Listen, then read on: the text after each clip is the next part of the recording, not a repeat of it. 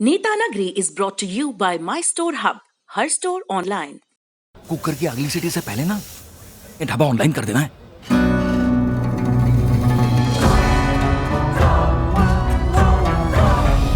हम हो गए ऑनलाइन। आ गया है माई स्टोर ऐप। ये किसी भी स्टोर को ऑनलाइन करे सिर्फ 15 सेकंड में। माई स्टोर, अब हर स्टोर ऑनलाइन।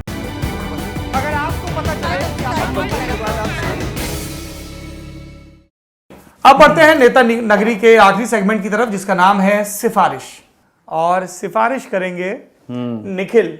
आप अभी कह रहे थे ब्रेक में कि भूख लगी है, क्या पसंद है आपको खाने में, कुछ बताइए। अच्छा, मैं बहुत मतलब सादा खाना पसंद करता हूँ, रोटी सब्जी बढ़िया।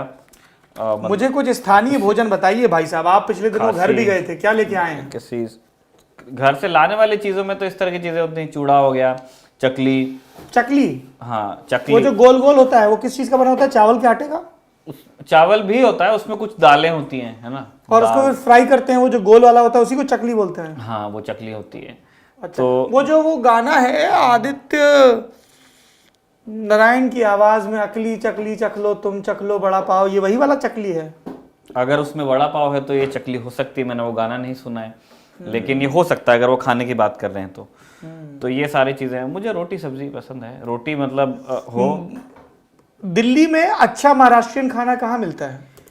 नहीं मिलता है, मतलब ये शिकायत है। जैसे लोग महाराष्ट्र भवन जाते हैं, लेकिन महाराष्ट्र भवन में फिर वो मतलब लोग ना उसके लिए चले जाते हैं, एक्सपीरियंस के लिए, क्योंकि बहुत अच्छा बना हुआ है वो, है ना। और महाराष्ट्र भवन वही है जहाँ पे छत्रपति शिवाजी महाराज की बड़ी सी मूर्ति बनी हुई है? वो और अम्बेडकर दोनों लगा दिए गए, और बाबा साहब अम्बेडकर की भी। अच्छा, मैंने वो नहीं देखी। अरे वो बड़ा उधर दिक्कत हो जाती है, तो उन्होंने एक इधर बनाया और शायद बगल में वो, मतलब वो लगाई हुई जिस तरह से, उसी से लगता है कि वो एक आफ्टर थॉट होगा। एनीवेज मे बी, ठीक है, अगर मुझे सही याद है तो भाई जो ललन टॉप के दर्शक देख रहे हैं, अगर आपको पता हो दिल्ली एनसीआर में अच्छा महाराष्ट्रियन खाना कहाँ मिलता है तो कमेंट बॉक्स में बताइए। तो मेरी अंतड़ियां, मेरा आमाशय, मेरा पूरा चित्त और पित्त आपको नमन करेगा। हाँ, तो और मराठी खाने के साथ एक चीज है कि वो ना ज्यादातर वो मम्मी डिशेस होती हैं जो माएँ बना लेती हैं घर पे। वो रेस्टोरेंट में मैंने इवन महाराष्ट्र में भी मतलब ऐसे रेस्टोरेंट कम देखे हैं, मतलब जहाँ पे लोग वो बिल्कुल उस तरह की चीजें होती हैं।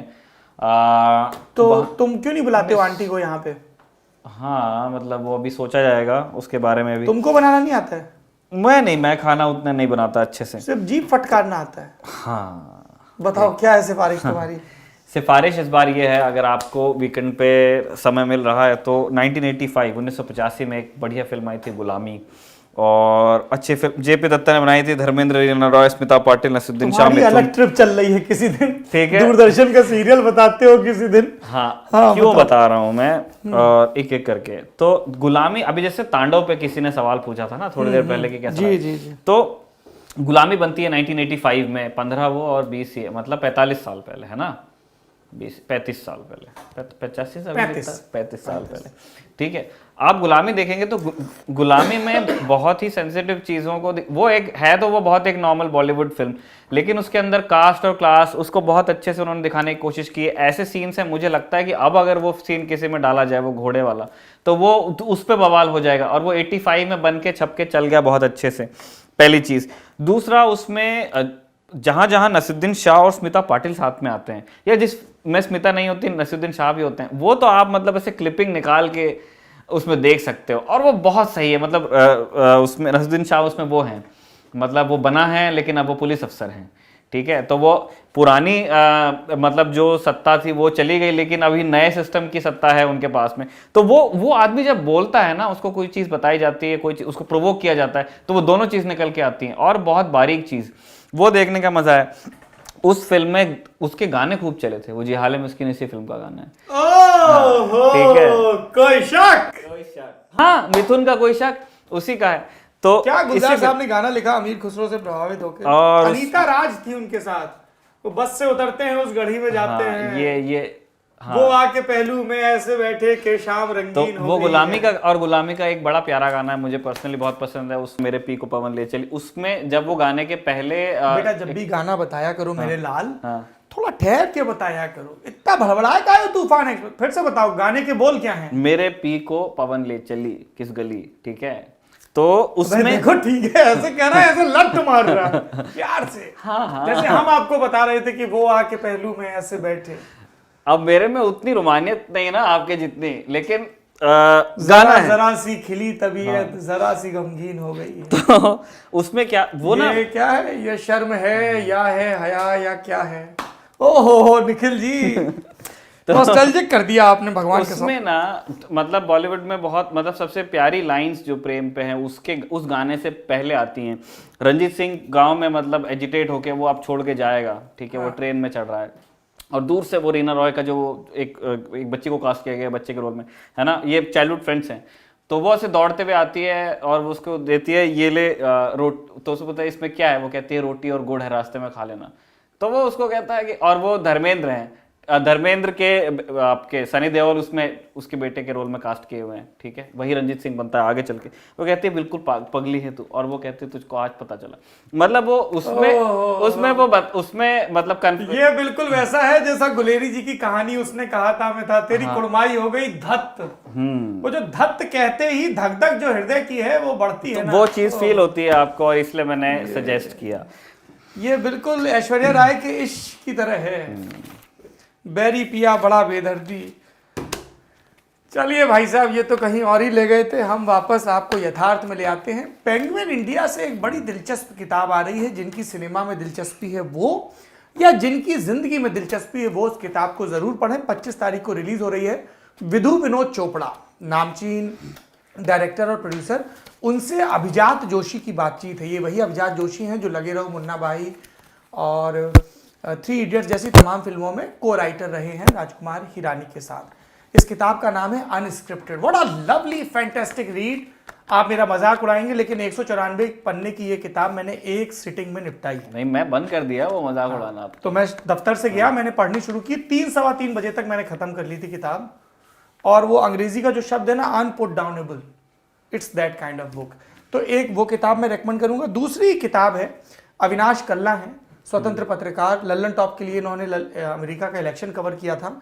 अमेरिका 2020 एक बटा हुआ देश, ये सार्थक है राजकमल का उपक्रम, उससे ये किताब आई है। चुनावी यात्रा डायरी है उन सब लोगों की जिनकी पत्रकारिता में दिलचस्पी है, राइटिंग में दिलचस्पी है, या अमेरिका की पॉलिटिक्स को और उसके बहाने इंडिया की पॉलिटिक्स को समझना चाहते हैं।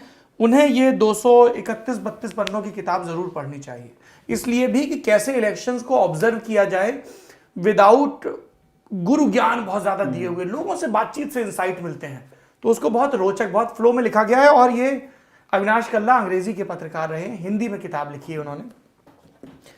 तीसरी किताब जो मैं रेकमेंड करूंगा वो है नरेंद्र कोहली की। अमीश त्रिपाठी का दौर आने से बहुत पहले से हिंदी में नरेंद्र कोहली पौराणिक आख्यानों को बहुत दिलचस्प ढंग से लिख रहे हैं। उनका सुभद्रा पर उपन्यास आया है।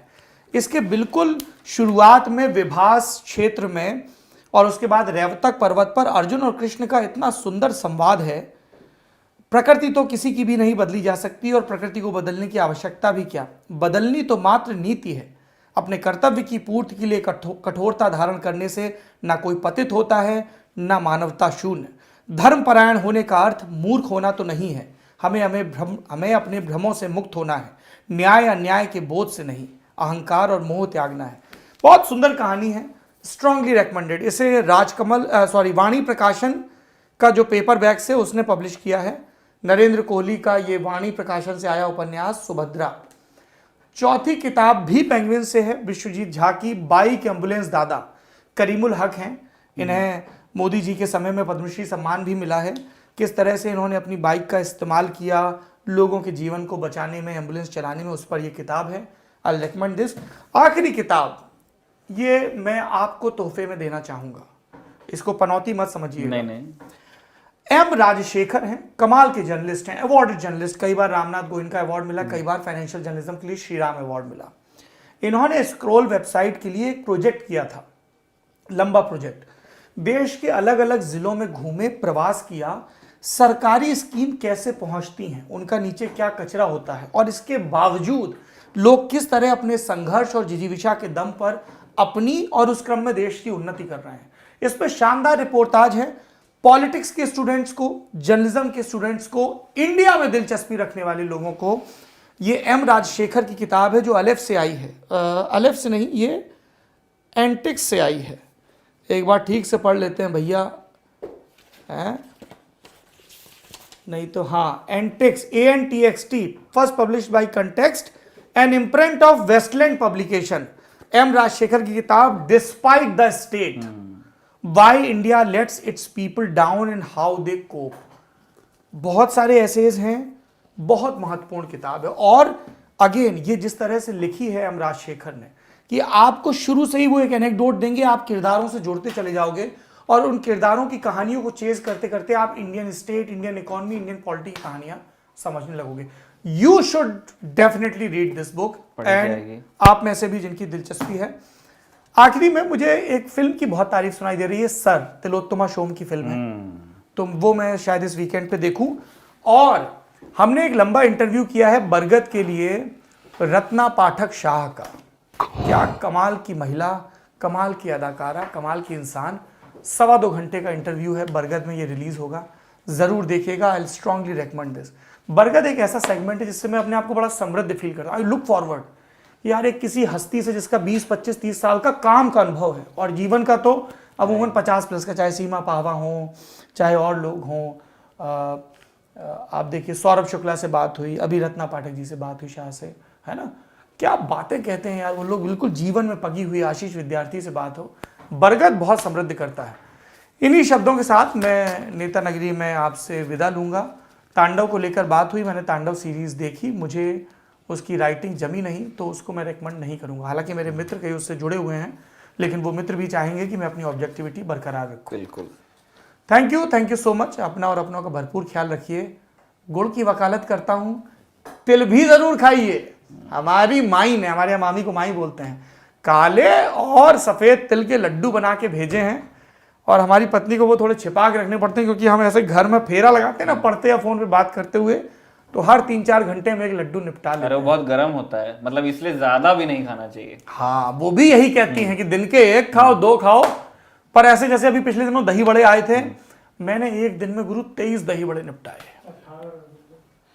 18 रसगुल्ले तो कुछ दिन पहले खाए थे। अपना है, अपना हॉस्टल के दिनों से हम लोगों के मुकाबले चलते थे। 32 डब्बू खीर, 19 पराठे ऐसे। और मेरा और एक मेरा क्लासमेट था क्षितिज सेन चौधरी, बहराइच का, तो वो भी ऐसा तगड़ा सा था। तो 12वीं हम लोगों का सुपर हिट मुकाबला चलता था, एकदम दे दनादन यार। वो दिन कुछ और थे, लोहा पचा ले ऐसे दिन थे। पर अभी भी दही बड़े और रसगुल्ले अपन 3 दर्जन तक तो जा सकते हैं एक बार में। अच्छी बात है, बहुत अच्छी बात है। 36 से 40 खाए जा सकते हैं। नहीं, मैं 2-3 अरे हट, क्या है, नौजवान आदमी हूं।